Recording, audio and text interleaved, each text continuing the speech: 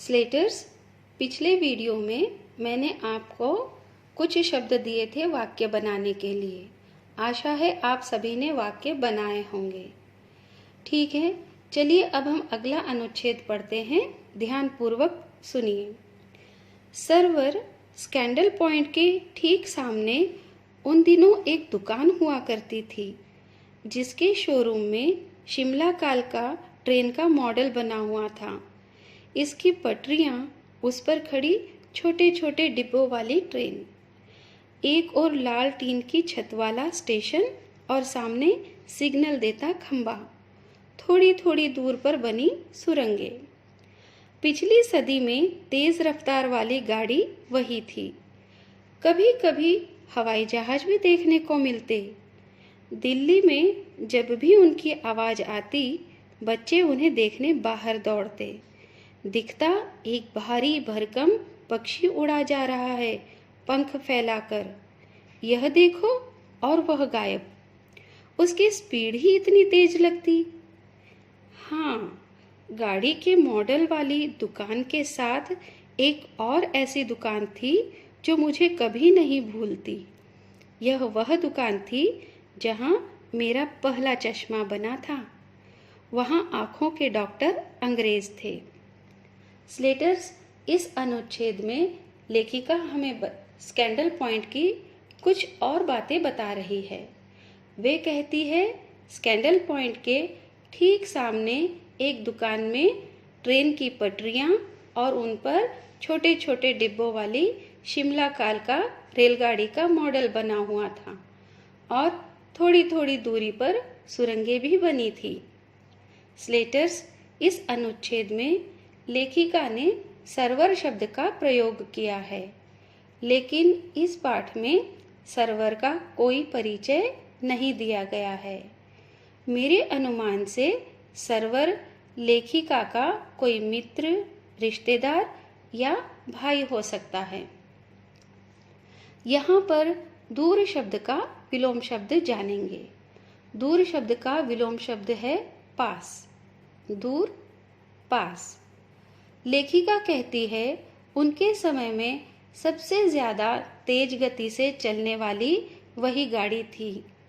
वे कहती है, जब कभी हमें हवाई जहाज़ दिखाई देते तो उनकी आवाज़ सुनकर सभी बच्चे हवाई जहाज़ को देखने दौड़ते थे। पर उस हवाई जहाज़ की रफ्तार तेज़ होने के कारण कुछ ही पल में वह गायब हो जाता। हमें हवाई जहाज़ किसी बड़े पक्षी के समान लगता था जैसे कोई बड़ा पक्षी उड़ा जा रहा हो। स्लेटर्स, लेखिका कहती है, मुझे वह दुकान भी याद है जहां मेरा पहला चश्मा बना था। यह दुकान रेल के मॉडल वाली दुकान के पास थी। वे कहती है, जिन्होंने उनकी आंखों की जांच की थी वे अंग्रेज डॉक्टर थे। इस तरह लेखिका ने हमें अपने बचपन की बातें बताई है जो उन्हें अब तक याद है। अब आप आवाज़, पक्षी, आँख, इन शब्दों को रेखांकित कीजिए। अब हम इन शब्दों के पर्यायवाची शब्द जानेंगे। आवाज़, ध्वनि, स्वर, नाद। पक्षी, खग, पंछी, विहंग, नभचर। आँख, नेत्र, नयन, चक्षु, लोचन।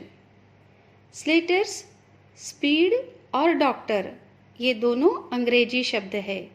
स्पीड का अर्थ है गति, रफ्तार। डॉक्टर का अर्थ है चिकित्सक। वाक्य, मैं बड़ा होकर डॉक्टर बनना चाहता हूँ।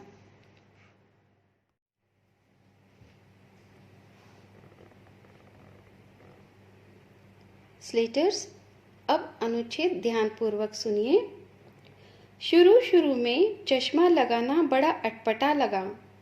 छोटे बड़े मेरे चेहरे की ओर देखते और कहते, आंखों में कुछ तकलीफ है, इस उम्र में ऐनक, दूध पिया करो। मैं डॉक्टर साहिब का कहा दोहरा देती। कुछ देर पहनोगी तो ऐनक उतर जाएगी। वैसे डॉक्टर साहिब ने पूरा आश्वासन दिया था, लेकिन चश्मा तो अब तक नहीं उतरा। नंबर बस कम ही होता रहा। मैं अपने आप इसकी जिम्मेवार हूँ। जब आप दिन की रोशनी को छोड़कर रात में टेबल लैंप के सामने काम करेगी तो इसके अलावा और क्या होगा? हाँ, जब पहली बार मैंने चश्मा लगाया तो मेरे एक चचेरे भाई ने मुझे छेड़ा। देखो देखो कैसी लग रही है। आंख पर चश्मा लगाया ताकि सूझे दूर की, यह नहीं लड़की को मालूम सूरत बनी लंगूर सी। मैं खीजी कि मुझ पर यह क्यों दोहराया जा रहा है, पर शेर बुरा न लगा। स्लेटर्स, लेखिका कहती है, शुरू में जब वे चश्मा लगाती थी तो उन्हें बड़ा अजीब सा लगता था, क्योंकि उन्हें चश्मे की आदत नहीं थी। जब भी वे चश्मा लगाती, सभी छोटे बड़े उनकी सूरत देखते और पूछते कि आंखों में कुछ तकलीफ है। कुछ कहते इतनी छोटी उम्र में ऐनक लग गया, तो कुछ सलाह देते दूध पिया करो ताकि तुम्हारी ऐनक जल्दी उतर जाए। स्लेटर्स, लेखिका इन सारी बातों का एक ही जवाब देती जो डॉक्टर ने उन्हें कहा था कि कुछ समय पहनने से चश्मा उतर जाएगा। स्लेटर्स, अब आप शुरू शब्द को रेखांकित कीजिए। यह पुनरुक्त युग्म शब्द है। इसी पंक्ति में अटपटा शब्द को रेखांकित कीजिए। इसका अर्थ है अजीब। आइए अब हम इस शब्द से वाक्य बनाएंगे।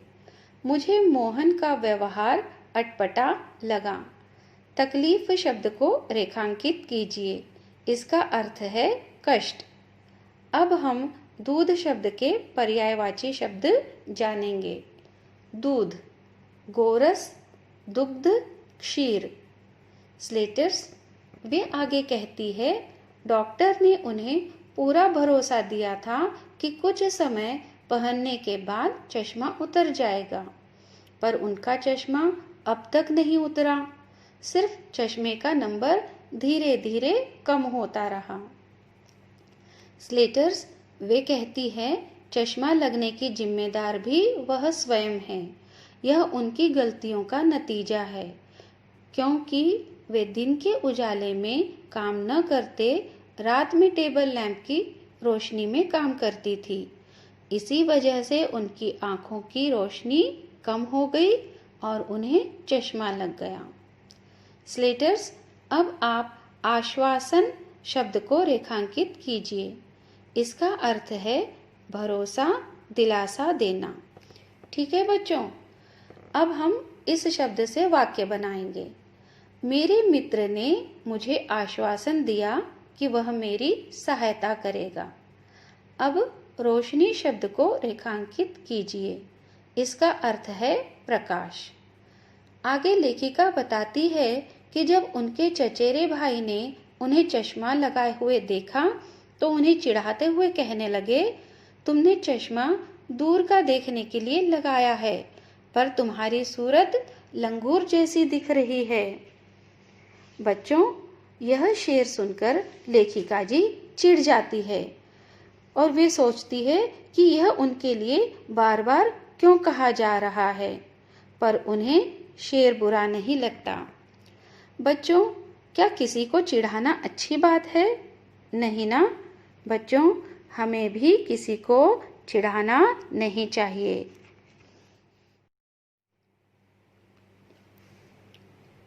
स्लेटर्स, इस प्रश्न का उत्तर दें। लेखिका जी को कौन चिढ़ाया करता था? बिल्कुल सही, लेखिका जी को उनके चचेरे भाई चिढ़ाया करते थे। अब हम आगे का अनुच्छेद पढ़ेंगे, ध्यानपूर्वक सुनिए। जब वह चाय पीकर चले गए तो मैं अपने कमरे में जाकर आईने के सामने खड़ी हो गई। कई बार अपने को देखा, ऐनक उतारी, फिर पहनी, फिर उतारी, देखती रही। सूरत बनी लंगूर की। नहीं, हाँ, मैंने अपने छोटे भाई का टोपा उठाकर सिर पर रखा। कुछ अजीब लगा, अच्छा भी और मजाकिया भी। तब की बात थी, अब तो चेहरे के साथ घुल मिल गया है चश्मा। अब कभी उतरा हुआ होता है तो चेहरा खाली खाली लगने लगता है। स्लेटर्स, इस अनुच्छेद में लेखिका जी बताती है, अपने भाई के जाने के बाद वे अपने कमरे में आईने के सामने खड़ी होकर बार बार ऐनक पहनती है और उतारती है। ऐसा करते हुए वे अपने आप से बातें करती है, क्या सच में ऐनक पहनने से मेरा चेहरा लंगूर जैसा दिख रहा है? कभी कहती नहीं नहीं, कभी कहती हाँ हाँ। फिर वे अपने छोटे भाई का टोपा पहनकर देखती है तो उन्हें अपनी सूरत कुछ अजीब सी दिखाई देती है, कुछ अच्छी भी और मजाकिया भी। आगे वे कहती है, ये बात बचपन की बात है।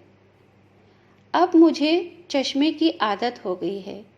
अब जब मैं चश्मा नहीं लगाती हूँ तो मेरा चेहरा खाली खाली लगने लगता है। बच्चों, पिछले अनुच्छेद में हमने शेर शब्द पढ़ा था। शेर भिन्नार्थी शब्द है। भिन्नार्थी शब्द उन शब्दों को कहते हैं जिसके दो अर्थ होते हैं। इसी तरह शेर के भी दो अर्थ है। पहला अर्थ शेर शायरी, दूसरा अर्थ जंगली पशु। स्लेटर्स, अब आप वह शब्द को रेखांकित कीजिए। क्या आप बता सकते हो वह शब्द व्याकरण की दृष्टि से क्या है? हाँ, वह शब्द व्याकरण की दृष्टि से सर्वनाम शब्द है। बच्चों, अब सूरत शब्द को रेखांकित कीजिए। अब हम इसके पर्यायवाची शब्द जानेंगे।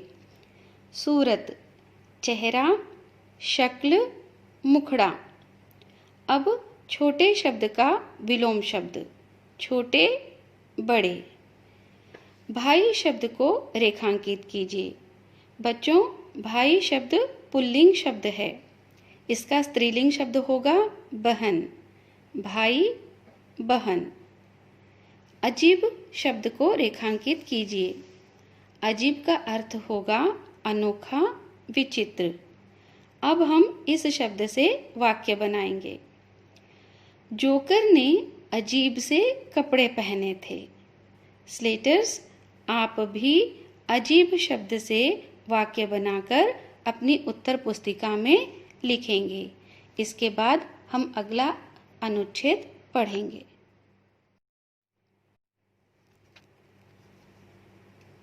स्लेटर्स, अब हम इस पाठ का अंतिम अनुच्छेद पढ़ेंगे। ध्यान से सुनिए। याद आ गया वह टोपा, काली फ्रेम का चश्मा और लंगूर की सूरत। हाँ, इन दिनों शिमला में मैं सिर पर टोपी लगाना पसंद करती हूँ। मैंने कई रंगों की जमा कर ली है। कहाँ दुपट्टों का ओढ़ना और कहाँ सहज सहल सुभीते वाली हिमाचली टोपियाँ। स्लेटर्स, लेखिका कहती है, उन्हें अपने भाई का टोपा, काली फ्रेम का चश्मा और लंगूर सी सूरत याद आ गई। पहले लेखिका सिर पर दुपट्टा ओढ़ा करती थी, पर अब वो इसकी जगह टोपी पहनना पसंद करती है, क्योंकि उन्हें दुपट्टा ओढ़ने से टोपी पहनना आसान और आरामदायक लगता है। इस कारण उन्होंने कई रंगों की टोपियाँ भी जमा कर ली है। स्लेटर्स, चश्मा शब्द को रेखांकित कीजिए। चश्मा एक वचन शब्द है। इसका बहुवचन शब्द होगा चश्मे, चश्मा, चश्मे।